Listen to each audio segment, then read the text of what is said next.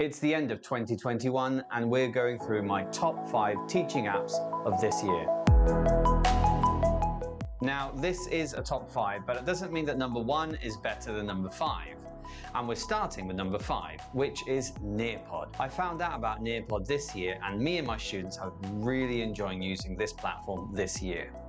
You can do loads of things on this platform. You can build lessons from scratch. You can use the Nearpod library to take lessons and edit them so you can adapt them to the needs of your students. It's an amazing interactive tool, so if your students have devices such as tablets or mobile phones, then it's a great way to get all the students collaborating on the same task. If you're teaching online, it's also a great tool to use, again, because as the students are learning online, they can also connect to this platform and take part in the lesson all together. I actually did a tutorial on Nearpod, so if you are interested in using this in your class, then why don't you check out this tutorial just right here. The amount of things you can do with Nearpod is pretty impressive. You can do VR trips, you can do quizzes, you can get students drawing, writing, all sorts of things. And one of the best things about Nearpod is that it's still free. Number 4 is Blooket. Now, this is a platform, again, that I learned about this year, and this has been a great alternative to platforms like Kahoot and Quizzes. One of the big pluses about Blooket is that it's so much fun for your students.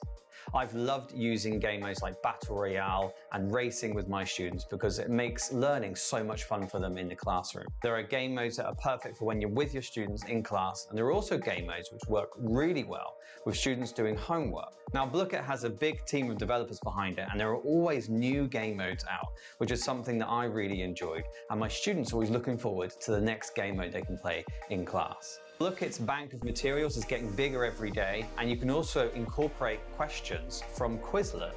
So in that sense, there's a lot of material that you can use. You can build your quizzes from scratch, or you can take some of the user-made content. And again, one of the great things is it is free. If you are interested in using Blooket with your students, then why don't you take a look at my tutorial coming up here. And I go through the basics of how to use Blooket and how to create quizzes and how to use the library, and also explain the different game modes that are available. Number 3 is something that I found this year that I thought was so simple when I first saw it, but it's proved to be one of the most useful tools that I've used in my class this year. And this is number 3, Wheel of Names. One of the things that my students have really enjoyed is all the little customizations you can make to the wheel at any time. So for example, I usually get my students to pick the kind of music they'd like to listen to for each roulette.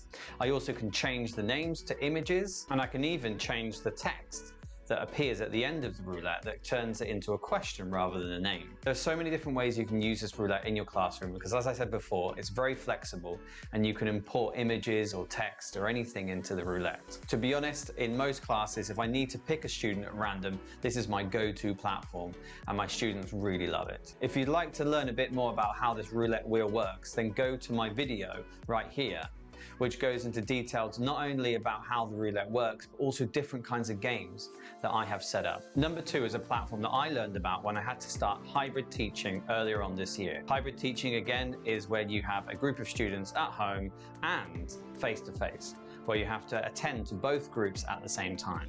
And the reason why I loved this platform was that it gave me the opportunity to monitor students that were not only face-to-face, but also students that are online. This is because Classcake has this perfect feature where students can connect and they can complete their tasks individually, but the teacher can monitor all of them at the same time. So what I did as the teacher was I set each student their task, and I could see from almost a bird's eye view how each student was getting on. If any student was having a problem or had a question about the task they were doing, all they'd need to do was raise their digital hand.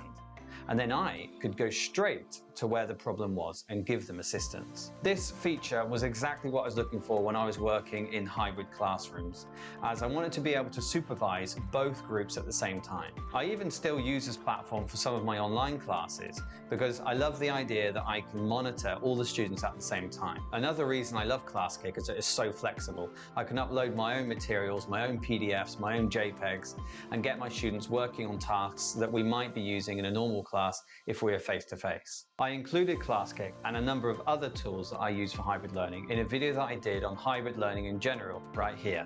I think in some cases with Classcake, it gives the teacher that ability to monitor all students, which sometimes is not possible in a face-to-face class. So this is why Classcake has made it into my top 5 teacher apps for this year. Now, the final app I want to include in my top 5 teacher apps for 2021 is Educandy. Again, I learned about Educandy not long ago, but the response I've got from my students in class has led me to include it in this list. Now, on the face of it, it seems like all they are very simple word games, but with some of my younger learners, these are exactly what they need. I can create my own quizzes and games for my own students and also use the user-created content that's already on the website. The game modes that Educandy offer are the game modes that our students have always loved, so games like Hangman, Matching Pairs, and Anagrams. And there are lots of other game modes available too. I think also the presentation of this app is very child-friendly, so if you are teaching young learners and you want to focus on the spelling of words and also the meanings of words, then Educandy is a great place to get started.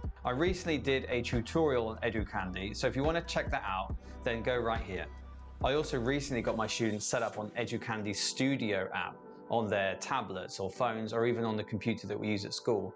And I got the students to create their own word games with the other students. The fact that Educandy is so simple to use and to create games on, then this was perfect for my students who didn't really need much prior knowledge about how these platforms work. So there you have it. Those are my top 5 teacher apps of 2021 in no particular order. And every single one of these apps has made my classes so much more fun and so much more enjoyable for my students.